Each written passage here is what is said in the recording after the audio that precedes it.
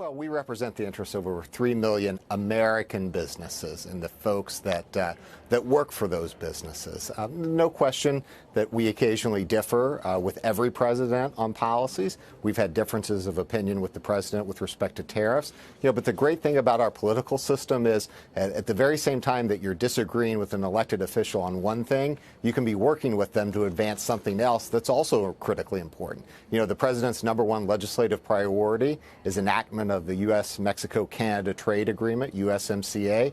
It also happens to be the U.S. Chamber's #1 legislative priority. So you think it is a good deal for American business, a good deal for American workers. Do you think it will pass before this Congress passes from view a year and a half hence? I do, and in fact, I'm very bullish on that. I think it's going to pass because it deserves to pass. There are 12 million American jobs that are supported by trade with Canada and Mexico. This deal takes NAFTA, which was written before the age of the Internet, and modernizes it. It has a digital chapter. It's great for small businesses, which heavily export and import between Canada and the U.S. and Mexico. Frankly, whether you're a Republican or a Democrat, if you claim to be pro-growth, pro-business, you're for American workers, this is an easy call. And we're talking to lots of folks on the Hill. They like to tell us that they're for American workers and for the economy. Our response back is that we expect you to be voting yes on USMCA. In the long run, Mr. Bradley, I mean, in terms of a trade deal, potential trade deal with China, the things that the administration is trying to rectify, IP theft, an unlevel playing field, things like that. I mean, in the long run, would that be good? Would your organization say, yes, we are behind those goals, but in the short term, we don't like the tariff? I mean, how are you going to get there? Is it that you don't think the president can get there with another round of tariffs? Well, let's break that out into a couple parts. First, the president deserves a ton of credit. He's the first one who's willing to take on the industrial policies of China, which use state subsidies, intellectual property theft, forced localization.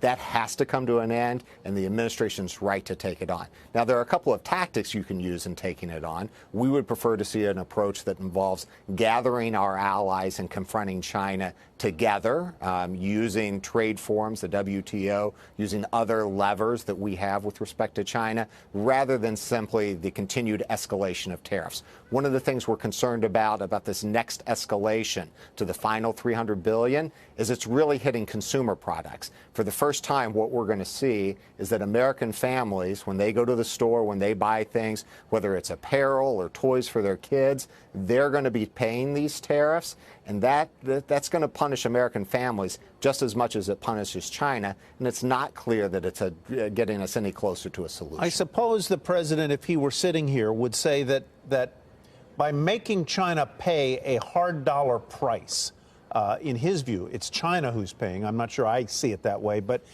by putting those tariffs on China, you are putting the burr in the saddle that may drive them to the negotiating table the way I'm sure he feels Mexico was driven to make whatever concessions it did last weekend to avoid the escalating tariffs that he was threatening there. So my question basically is, when are tariffs an appropriate device to try and force a negotiating partner or adversary to do things that they otherwise wouldn't do?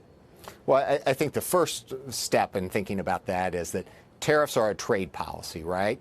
And as a trade matter, they should be confined to the trade space. That was one of the things that really concerned us about the proposal with Mexican tariffs. The crisis at the southern border, which is very much real, has nothing to do with trade policy or tariffs. The second thing is tariffs are a tax that we impose on ourselves, on our own businesses, on our own consumers.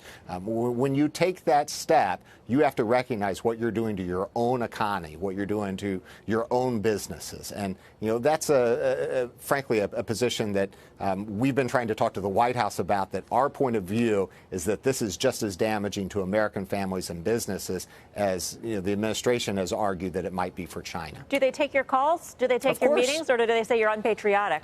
No, we have a great working relationship with the White House. We were talking to them. We've talked to them virtually every day. Our CEO, Tom Donahue, was over at the White House yesterday for the president's announcement on hiring, returning folks who've served their prison sentence and getting them back into work. Happens to be another priority of the president's. That happens to be a priority of the U.S. Chamber. So we have a great working relationship with the White House.